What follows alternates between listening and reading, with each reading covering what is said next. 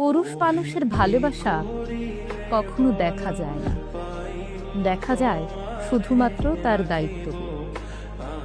যে মানুষটা রোজ খেয়াল করে আপনার খোঁজ রাখে, আপনি খেয়েছেন কিনা, আপনার শরীর ভালো কিনা, এই প্রশ্নগুলো বারবার করে, সেই মানুষটার সবটা দূরে আপনি থেকে।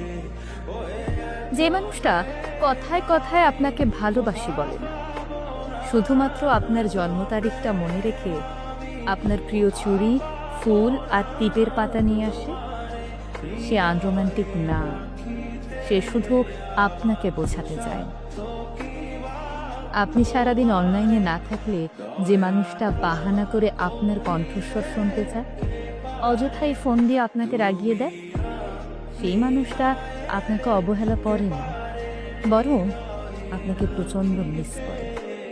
আসলে একজন পুরুষ মানুষকে বুঝতে হলে তাকে তার মতো করে চিনতে হয়।